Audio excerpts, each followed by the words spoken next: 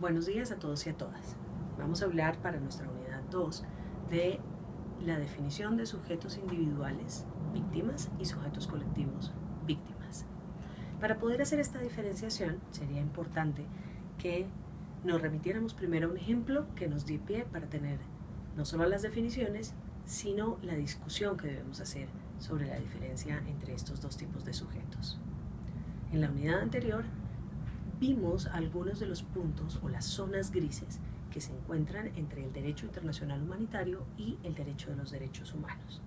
Dijimos que porque son legislaciones que una se aplica particularmente a la de la guerra, que es el derecho internacional humanitario, y la otra a las dinámicas internas de los países, aunque sean universales y reconocidos por las Naciones Unidas, esos derechos solamente aplican legalmente cuando hacen parte del derecho civil y de la constitución de una nación. Ahí pueden haber unos puntos de diferencia en la manera como se hará justicia o se reconocerá la victimización de alguien. Entonces, una de esas zonas grises la podemos encontrar en una victimización que conocemos en los conflictos armados internos, que es el reclutamiento de menores. Se dice, y hay discusiones teóricas y prácticas importantes sobre si una persona menor que decide unirse a un grupo armado ha sido o no reclutada ilegalmente, si es obligatorio, de qué manera ha sido ese reclutamiento hecho.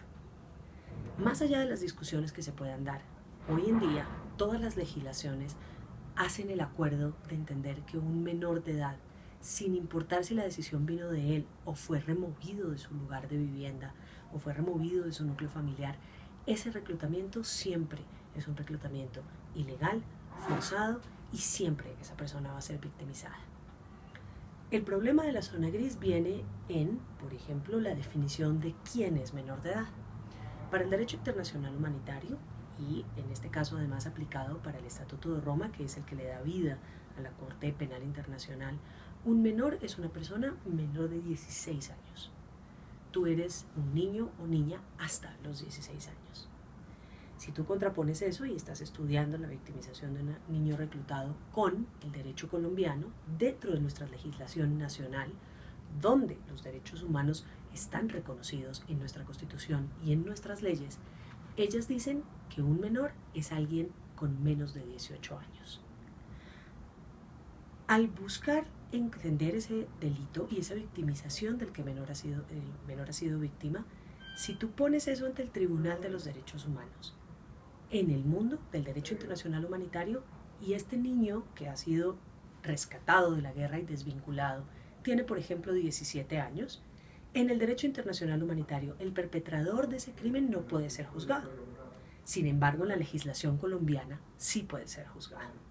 Y entonces es ahí donde empiezan a darse estas zonas grises, porque además para todos es entendible que un menor reclutado en la guerra también nos implica unas dinámicas morales, unas dinámicas axiológicas. Empezamos a pensar por qué están los niños en la guerra, ¿cierto? Y entonces en esas zonas grises, cuando nos empezamos a mover en ellas, es que empieza a haber problemas con lo que hablábamos también en el módulo anterior sobre la victimización secundaria y terciaria, que es cuando las personas que han sido víctimas o que han sido perpetradores se enfrentan a unos sistemas que algunas veces se contraponen y les dan a ellos unos problemas muy grandes y entonces, ¿dónde está la justicia? Bueno, pero ese problema no solamente es un problema de justicia, sino es un problema del entender de qué manera y quién es el sujeto que ha sufrido este daño. Y ahí es importante entonces que nos detengamos a pensar cuál es la definición de sujeto individual como víctima y sujeto colectivo como víctima. Un sujeto individual que ha sido victimizado es una persona, el cuerpo de una persona. Incluso si es víctima de abusos de poder, de violencia estructural y de violencia cultural, los efectos de esa violencia, de las tres, tanto la directa como la cultural como la estructural, le suceden en el cuerpo a una persona. Incluso si sucedió en un acto en el que fueron víctimas muchas personas. Por ejemplo, se quemó una aldea de campesinos para despojarlos de su tierra. Cada uno de estos campesinos es una víctima individual, porque le sucedió en su cuerpo. O si se pasa una legislación que permite que sean despojados de su tierra con un título, que les remuevan el título de su propiedad, cada uno de ellos será una víctima. Pero si eso estuviera sucediendo, por ejemplo, en un grupo indígena o en un grupo afrodescendiente o a los dueños de un territorio cooperativo que además están sindicalizados, entonces ahí podríamos hablar de una víctima colectiva. ¿Cuál es la diferencia?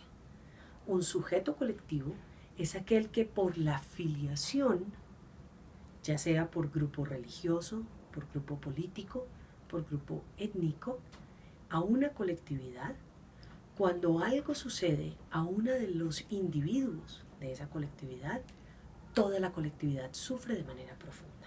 Se entienden como una unidad, se mueven como una unidad, se piensan como una unidad.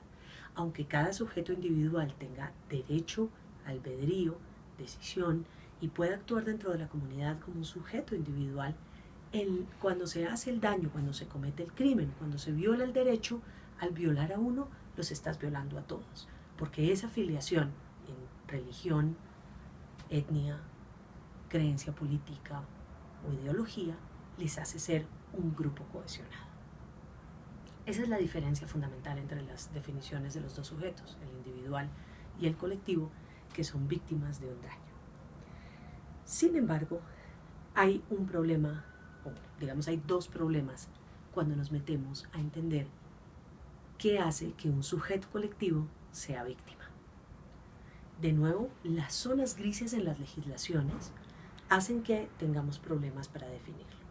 Por ejemplo, aunque nosotros vamos a trabajar mucho más el enfoque diferencial en la siguiente unidad, una de las cosas que suceden es que en las legislaciones nacionales, en algunas, el derecho a la pluralidad en la orientación sexual está negado o en su práctica no se permite. Y hay derecho, por ejemplo, a la pluralidad étnica. Entonces, será mucho más fácil reconocer el derecho violado al grupo étnico que, por ejemplo, un crimen de odio colectivo por homofobia. ¿Por qué? Porque las legislaciones particulares de cada nación no van a permitir que sea obvio el derecho violado. Y esa sí que es una zona gris respecto a la manera como las Naciones Unidas reconocen los derechos colectivos. Porque las Naciones Unidas, que no necesariamente esto está contemplado en el derecho internacional humanitario, reconocen que toda minoría, por una pertenencia en particular a un grupo que ha sido sujeto al odio y a la violación de sus derechos, debe tener un reconocimiento en victimización y por tanto buscar una justicia y una justicia que le dé algún tipo de reparación. Pero entonces, imagínense ustedes esos dos problemas que tenemos ahí. Primero, decidir cuál es la violación. Cuando un sujeto colectivo busca ser reparado, tiene que demostrar qué derecho le fue violado. Ese va a ser un problema que se van a encontrar las víctimas siempre, las víctimas individuales y las víctimas colectivas.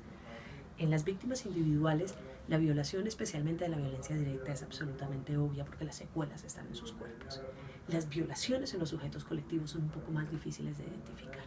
Entonces, el sujeto colectivo entiende que ha sido victimizado y dice: nosotros fuimos víctimas, por ejemplo, de la violación a nuestro derecho a la cultura, ¿no? Porque al ser controlados de manera ilegal por un grupo armado, no pudimos continuar con nuestras prácticas ancestrales, la manera como hacemos los funerales, la manera como reconocemos al otro, cómo celebramos los nacimientos, cómo celebramos la tierra dándonos una nueva sembradía o preparándola para empezar a sembrar.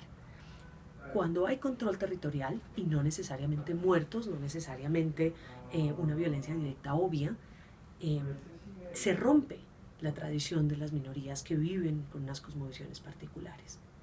El sujeto colectivo reconoce que ha sido victimizado porque esas violaciones se dan. Y dice: me violaron mis derechos culturales, están contemplados en los derechos humanos. Sabemos que esos son los derechos de lo que antiguamente se llamaban de tercera generación. Dice: me han violado mis derechos, ¿cierto?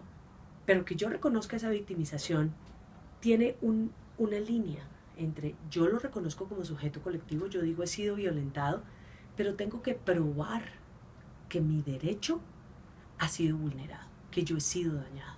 O sea, tengo que tener una base legal No es solamente una base social, digamos, en la que yo digo estoy siendo violentado, y yo, cuando digo yo, somos nosotros como comunidad, sino que tengo que demostrar la manera como ese derecho fue violado. Y entonces ahí son dos problemas muy serios. Primero tengo que decir quién es el colectivo, y el derecho de esa nación tiene que aceptar que ese colectivo existe. Y en segunda medida, tengo que demostrar que además de sentirme dañado, fui efectivamente dañado.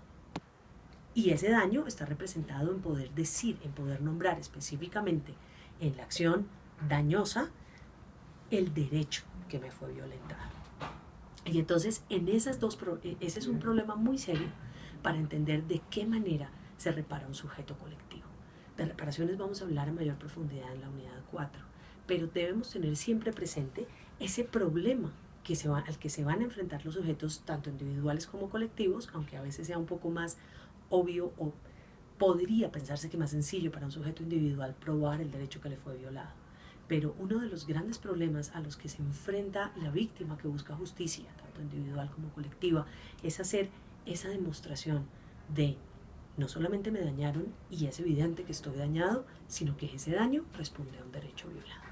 Muchas gracias.